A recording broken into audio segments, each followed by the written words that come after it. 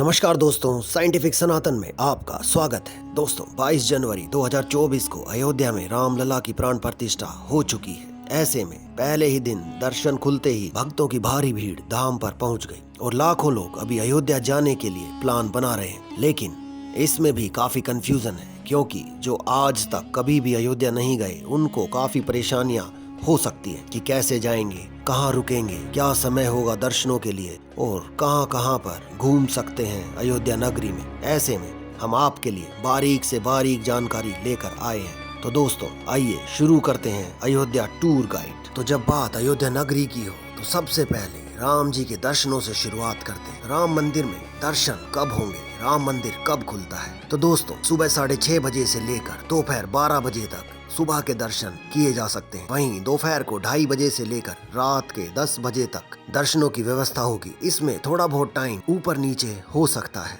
मंदिर में दर्शन होंगे कैसे? तो राम मंदिर परिसर के मुख्य प्रवेश द्वार से मंदिर की दूरी करीबन 200 मीटर है। यहाँ से मंदिर तक पहुँचने के लिए बुजुर्गों और विकलांगों के लिए व्हीलचेयर की भी सुविधा की गई है। मंदिर में आपको सिंह द्वार होते हुए 32 सीढ़ी चढ़कर राम मंदिर में प्रवेश मिलेगा। इसके बाद आप 5 मंडप पार करके गर्भगृह में रामलला के दर्शन 30 फीट की दूरी से कर पाएंगे। ये तो बात हुई दर्शनों की। दर्शनों के साथ साथ रामलला की आरती के लिए भी व्यवस्थाएं की गई हैं, जिसमें 6 प्रकार की आरतियां शामिल हैं। सबसे पहले सुबह मंगला आरती होगी, जो कि सुबह 4:30 बजे होगी। श्रृंगार आरती सुबह 6:30 से 7 बजे तक होगी। फिर भोग आरती दोपहर 11:30 बजे, मध्याह्न आरती दोपहर 2:30 बजे, संध्या आरती शाम 6:30 बजे, शयन आरती रात 8:30 से 9 बजे के बीच होगी। रामलला के VIP दर्शन और मंगला व श्रृंगार आरती के लिए श्री राम जन्मभूमि तीर्थ क्षेत्र ट्रस्ट ने अभी कोई व्यवस्था घोषित नहीं की है। श्रृंगार, भोग और संध्या आरती में भक्त शामिल हो सकते हैं। भगवान दिन में 2.5 घंटे दोपहर 12 से 2:30 बजे तक विश्राम करेंगे। इस दौरान गर्भगृह के पट बंद रहेंगे। अब आरती में कैसे शामिल हुआ जा सकता है? आरती के लिए पास की ऑफलाइन व्यवस्था और ऑनलाइन व्यवस्था दोनों की गई है। ऑफलाइन व्यवस्था में आरती में शामिल होने के नियम ट्रस्ट तय कर रहा है। अभी ट्रस्ट द्वारा पास बनाया जाता है। ऑफलाइन पास श्री राम जन्मभूमि कैंप ऑफिस से बनता है। इसके लिए ID प्रूफ देना अनिवार्य होगा, इसलिए आप अगर जा रहे हैं तो अपने ID प्रूफ साथ में जरूर रखें। ऑनलाइन पास के लिए रजिस्ट्रेशन कराना होगा, जिसके लिए हम आपको यह लिंक शो कर रहे हैं और यह लिंक हम डिस्क्रिप्शन में भी डाल देंगे। आप इस लिंक पर जाकर ऑनलाइन आरती के लिए रजिस्ट्रेशन करा सकते हैं। हालांकि अभी यह व्यवस्था एक्टिव नहीं हुई है। 27 जनवरी से व्यवस्था सामान्य होने की संभावना है। इसके बाद ही आप ऑनलाइन बुकिंग कर पाएंगे। अभी तक मंदिर में VIP दर्शनों के लिए कोई आधिकारिक व्यवस्था नहीं की गई है। किसी भी प्रकार की टिकट या शुल्क नहीं है। अभी व्यवस्थाएं तय की जा रही हैं। ऐसे में सभी को एक ही प्रकार से दर्शन कराए जा रहे हैं। एक बारी जब दर्शन हो जाए, आरती में शामिल हो जाए और प्रसाद ना मिले तो दर्शन अधूरे ही माने जाते हैं। इसलिए राम जी के भक्तों को इलायची दाने का प्रसाद दिया जाएगा, जो कि चीनी और इलायची को मिलाकर बनाया जाता है। मंदिर परिसर में ही भक्तों को निःशुल्क प्रसाद की व्यवस्था की गई है। राम भक्तों को प्रसाद बांटने के लिए मशीन लगाई गई है। जी हाँ दोस्तों, जब लाखों लाख की संख्या में लोग पहुंचेंगे तो 1 या 2 व्यक्तियों के द्वारा प्रसाद दिया जाना नामुमकिन सा लगता है। इसीलिए मंदिर परिसर में मशीनें लगाई गई हैं। दर्शनार्थियों की वापसी के रास्ते पर यह मशीनें स्थापित की गई है। अभी शुल्क के साथ प्रसाद की कोई व्यवस्था मंदिर में नहीं है। यह आपको निःशुल्क ही मिलेगा। भगत भी विशेष अनुमति से शाकाहारी और शुद्ध मिठाई और मेवे आदि का भोग लगवा सकते हैं। सुरक्षा कारणों से रामलला के मंदिर में भगवान को अर्पित करने के लिए नारियल, फूल माला, श्रृंगार या कोई और चीज भगत नहीं ले जा सकते। ऐसे में आप इन चीजों को अपने साथ ना लेकर जाएं, क्योंकि इससे अव्यवस्था ही फैलेगी और आपको बिना बात परेशानी ही उठानी पड़ेगी। मंदिर के अंदर दर्शन करते वक्त आप केवल जरूरी चीजें, जिसमें पैसे और चश्मा ही ले जा सकते हैं। अन्य वस्तुओं के लिए दर्शन मार्ग पर लॉकर की सुविधा है और अच्छा होगा यदि आप इसको अपनी गाड़ी में या अपने होटल में ही रखकर आएं, तो आपको दर्शनों में ज्यादा परेशानी का सामना नहीं करना पड़ेगा। दोस्तों अब हमने बात दर्शनों की कर ली, आरती की कर ली, प्रसाद की कर ली, लेकिन अब हम अयोध्या पहुंचे कैसे, राम मंदिर पहुंचे कैसे? तो इसके लिए सबसे पहले देश के प्रमुख शहरों से फ्लाइटों की व्यवस्था की गई है। इस चार्ट में आप देख सकते हैं देश के प्रमुख शहर दिल्ली, मुंबई, अहमदाबाद, चेन्नई, बेंगलुरु, कोलकाता से अलग अलग समय पर फ्लाइटें उड़ेंगी, जो कि सुबह से ही शुरू हो जाएंगी और रात तक कई फ्लाइटें दी गई हैं। अभी देश के अन्य शहरों से भी फ्लाइटें स्टार्ट हो जाएंगी। 1 फरवरी से देश के अन्य शहरों से भी अलग अलग समय पर फ्लाइटें शुरू हो जाएंगी। इस चार्ट में आप देख सकते हैं अयोध्या पहुंचने के लिए फरवरी से जो फ्लाइटें शुरू हो रही हैं उनका ब्यौरा हमने आपको इस चार्ट के द्वारा दिया है। दोस्तों, सभी लोग फ्लाइटों से नहीं जा पाएंगे, कुछ ऐसी जगह भी हैं जहां से फ्लाइटें नहीं जा पाएंगी। ऐसे में प्रमुख शहरों से बहुत सारी ट्रेनों की व्यवस्था की गई है। इस चार्ट में आप देख सकते हैं दिल्ली, अमृतसर, अहमदाबाद, जयपुर, भोपाल, इंदौर, मुंबई, कोलकाता, बेंगलुरु आदि से ट्रेनें चलाई जा रही हैं। इसके अलावा रेलवे ने देश के विभिन्न हिस्सों को अयोध्या जी से जोड़ने वाली 1000 से भी अधिक विशेष ट्रेनें चलाने की योजना बनाई थी, जो कि 19 जनवरी से लगातार अगले 100 दिनों तक चलती रहेंगी। दिल्ली, मुंबई, चेन्नई, बेंगलुरु, पुणे, कोलकाता, नागपुर, लखनऊ, जम्मू और कश्मीर सहित अन्य शहरों से ट्रेनें चलाने की भी योजना है, जो कि जल्द मार्च तक व्यवस्थित कर दी जाएंगी। अब बहुत सारे ऐसे लोग हैं जो पूरी फैमिली को लेकर ही दर्शन करने जाना चाहते हैं। उनके लिए सड़क कनेक्टिविटी का माध्यम बहुत अच्छा है। अयोध्या के लिए बड़े शहरों से सड़क मार्ग से कनेक्टिविटी को सुगम बना दिया गया है। सभी बड़े शहरों से अयोध्या सड़क मार्ग से जुड़ी हुई है। यहाँ आप अपने वाहनों से भी जा सकते हैं और सरकारी व निजी बसों से भी। दिल्ली से अयोध्या के लिए उत्तर प्रदेश सरकार की बस सेवा उपलब्ध है। उत्तर प्रदेश के इन प्रमुख पर्यटन शहरों से भी अयोध्या के लिए टैक्सी और बसें आसानी से उपलब्ध हो जाएंगी,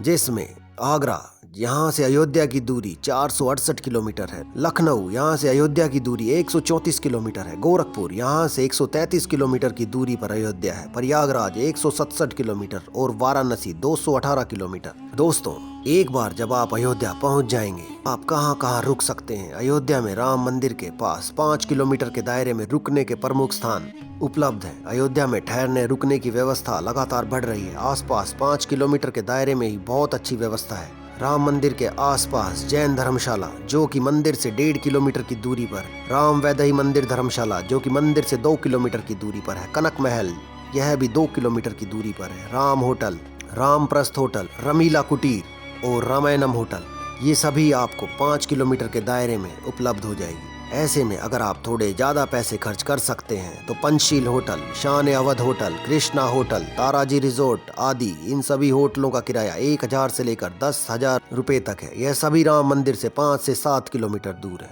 पूरी अयोध्या शाकाहारी है। कई होटलों में बिना प्याज और लहसुन से बना भोजन भी मिलता है। जानकी महल और जैन धर्मशाला में भी बिना प्याज और लहसुन का भोजन मिलता है। तो दोस्तों, जब आप अयोध्या जा ही रहे हैं तो राम जी के दर्शन के साथ साथ अयोध्या में और भी स्थानों में घूमने की सोच रहे हैं तो अयोध्या किसी पर्यटन स्थल से कम नहीं है। यहाँ पर एक नहीं अनेकों स्थान ऐसे हैं जो आपको मंत्र मुग्ध कर देंगे। अयोध्या में राम मंदिर दर्शन के अलावा भगवान राम से जुड़े और भी कई स्थान हैं। इन स्थानों पर भगवान राम के चिन्ह भी मौजूद हैं। ये स्थान राम मंदिर के आसपास ही हैं, जैसे हनुमान गढ़ी। राम मंदिर से इसकी दूरी केवल 500 मीटर है। राम मंदिर जाने से पहले हनुमान मंदिर के दर्शन करने की परंपरा रही है। मंदिर में जो मूर्ति है उसमें हनुमान जी मां अंजनी की गोद में है। इसके खुलने का समय सुबह 4 बजे से रात के 10 बजे तक होता है। छोटी देवकाली मंदिर, राम मंदिर से इसकी दूरी 1 किलोमीटर है। इसका महत्व है कि यहाँ पर माता सीता की कुल देवी की तरह पूजा होती है। मान्यता है कि उन्होंने यहाँ माता पार्वती की प्रतिमा स्थापित की थी और वे यहाँ पूजा करने आती थी।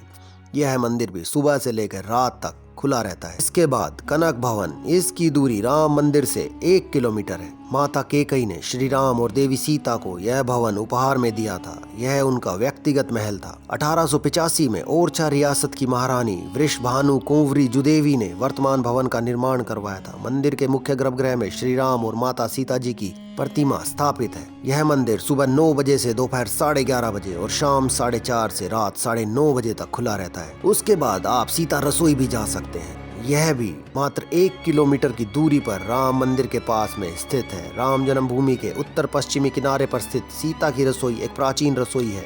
इसका उपयोग सीता जी किया करती थी। यह भी सुबह से लेकर रात तक खुली रहती है।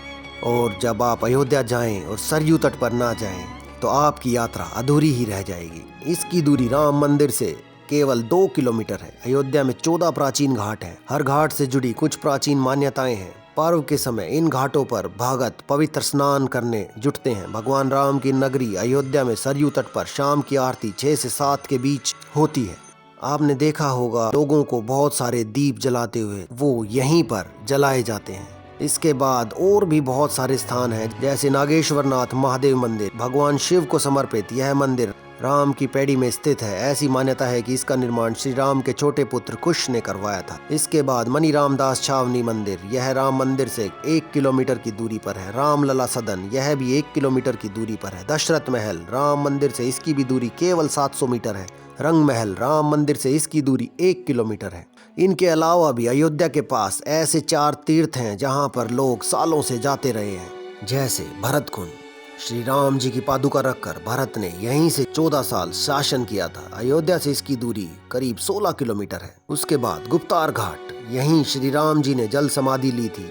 वे यहीं से साकेत धाम चले गए थे। इसकी दूरी अयोध्या से 10 किलोमीटर है। इसके बाद मख भूमि, यहीं श्री राम के जन्म के लिए राजा दशरथ ने यज्ञ किया था। इसकी दूरी अयोध्या से 20 किलोमीटर है। उसके बाद चौथा तीर्थ माना जाता है सूर्य कुंड। यहाँ भगवान सूर्य का मंदिर और कुंड है। इसकी दूरी मात्र 3 किलोमीटर है। अयोध्या के लिए कम से कम पूरे 1 दिन का समय रखें। लेकिन अगर आप संपूर्ण अयोध्या को और इसके आसपास के तीर्थ क्षेत्रों को भी देखना चाहते हैं, उसकी महिमा को पहचानना चाहते हैं, तो आपको कम से कम 3 दिन का प्लान बनाना चाहिए। आपको शहर में एक जगह से दूसरी जगह जाने के लिए टैक्सी मिल जाएगी। जन्मभूमि स्थान पर गोल्फ कोर्ट की भी व्यवस्था की गई है। अयोध्या के सभी प्रवेश मार्गों पर वाहन पार्किंग बनाई गई है ताकि अव्यवस्था ना हो। सामान्य रूप से आप अपने वाहन से ही अयोध्या जा सकते हैं। केवल हनुमानगढ़ी और कनक भवन का मार्ग संकरा होने की वजह से आपको कार की पार्किंग में थोड़ी दिक्कत आ सकती है। इसके अलावा आप अयोध्या में कहीं भी जा सकते हैं, वहां पर आपको कोई दिक्कत नहीं आएगी।